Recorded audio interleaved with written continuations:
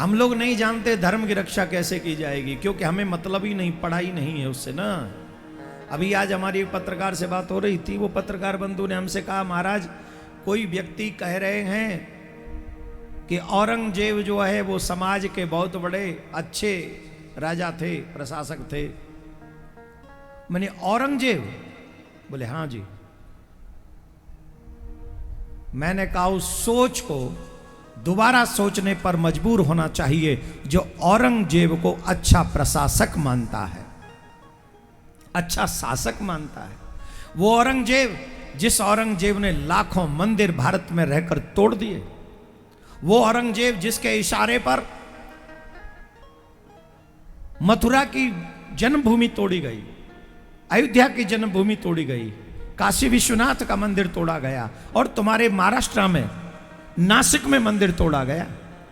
और तो छोड़िए, गुरु गोविंद सिंह जी के 2 बच्चे जोरावर सिंह और फतेह सिंह, जिनकी एक की आयु 8 वर्ष की थी, एक की आयु 6 वर्ष की थी, और उस छोटी आयु के बच्चों से उन्हें अरेस्ट करके उनको पकड़ के औरंगजेब के इशारे पर उनसे कहा गया था, या तो तुम अपना धर्म परिवर्तन कर लो, नहीं तो हम तुम्हें मार डालेंगे। धन्य है उन शेर के बच्चों को, जिन शेर के बच्चों ने धर्म परिवर्तन करना उचित नहीं समझा और अपनी छोटी सी आयु में ही अपने प्राणों का बलिदान दे दिया। आज उनकी कहानी पर यो ताली बजाने वालों, जानते हो, हंसते हुए मुस्कुराते हुए 6 वर्ष के और 8 वर्ष के बच्चों ने धर्म परिवर्तन करने से मना कर दिया था, और अपने प्राणों की बलि देना उन्होंने स्वीकार कर लिया था। और उन लोगों के प्राणों के बलिदान के कारण आज हम और आप यहां पर भगवान की कथा कह रहे अथवा सुन रहे हैं। वो औरंगजेब, क्या वो अच्छा शासक हो सकता है जिसने अपने बाप को पानी तक न दिया हो, जो अपने बाप को अरेस्ट करता हो, जो अपने बाप को कारागार में डालता हो, जो अपने बाप को पानी के लिए तरसाता हो, जो अपने भाई का सर काट देता हो? क्या वो औरंगजेब अच्छा प्रशासक हो सकता है? अगर उसे अच्छा प्रशासक कोई मानता है तो मुझे लगता है या तो उसे इतिहास का ज्ञान नहीं है, और अगर इतिहास का ज्ञान है तो फिर वो लोग इस देश के सच्चे भक्त नहीं हो सकते। ना औरंगजेब अच्छा प्रशासक है, ना उसके चाहने वाले अच्छे प्रशासक है। ना औरंगजेब इस देश के लिए अच्छा था, ना उसके चाहने वाले इस देश के लिए अच्छे हैं। मैं फिर कहता हूं, हमें किसी से परहेज नहीं है, लेकिन जिसने हमारे मंदिर तोड़े हैं वो हमारे लिए अच्छा नहीं हो सकता। जिसने हमारी आस्था पर प्रहार किया है, जिसने हमारे भगवान पर प्रहार किया है, जिसने हमारे मंदिरों पर प्रहार किया है, जिसने हमारी बहन बेटियों के साथ दुष्कर्म किया है, क्या वो हमारे लिए अच्छा हो सकता है? अगर वो अच्छा हो सकता है तो फिर इस धरती पे कोई भी बुरा नहीं है। और अगर वो बुरा है, अगर वो मानव है, तो वो फिर तो कोई मानवता नहीं बचेगी। हम मानते हैं औरंगजेब इस देश के लिए नहीं, मानवता के लिए कलंक था। मेरे लिए नहीं, पूरी मानवता के लिए कलंक था, और ऐसे कलंक को भारत की परंपरा स्वीकार नहीं कर सकती, कदापि नहीं कर सकती। बाहरी आक्रांताओं का साथ कभी किसी को नहीं देना चाहिए।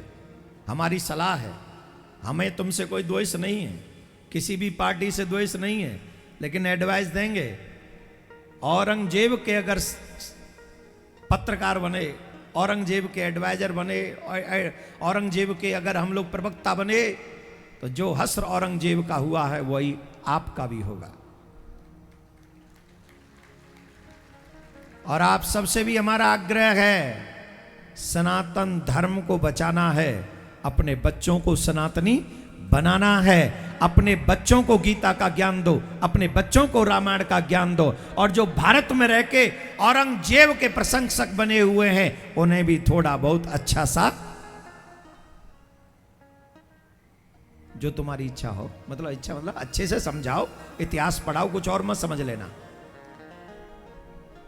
आप सबसे हमारा आग्रह है, जितने भी सनातनी हमको सुन रहे हैं, जितने भी बाहरी आक्रांत आए हैं, जिन जिन चीजों को उन्होंने ध्वस्त किया है, उन चीजों का निर्माण करने के लिए हर सनातनी को फिर से खड़ा हो जाना चाहिए, चाहे वो किसी पद पे है, चाहे वो किसी प्रतिष्ठा पे है, चाहे वो पॉलिटिशियन है, चाहे वो जुडिशरी में, चाहे वो प्रशासन में है, चाहे वो कहीं भी है। बाहरी आक्रांताओं ने जो हमारे सनातन के चिन्ह मिटाए हैं, उन चिन्हों का निर्माण करने के लिए औरंगजेब के द्वारा ध्वस्त किए हुए हर चिन्ह को मिटा दो और सनातन का झंडा फहरा दो, यही हमारी इच्छा है। कौन कौन हमारी बात से सहमत है? यहां के मुसलमानों से हमें कोई परेशानी नहीं, जियो और लेकिन रोहिंग्या एक भी बर्दाश्त नहीं, बांग्लादेशी एक भी बर्दाश्त नहीं। जिएंगे हम, जाएंगे तुम, सबको निकालो। एक एक बांग्लादेशी को बाहर करो, एक एक रोहिंग्या को बाहर करो और हर सनातनी को उचित सम्मान दो, यही हम सबकी हमारी इच्छा है। सनातन बोर्ड का निर्माण हो, मथुरा में कृष्ण भूमि का निर्माण हो, हर सनातनी ये संकल्प ले, बोलो जय श्री राम। इतने धीरे बोलोगे कौन सुनेगा तुम्हारी? जोर से बोलना पड़ेगा।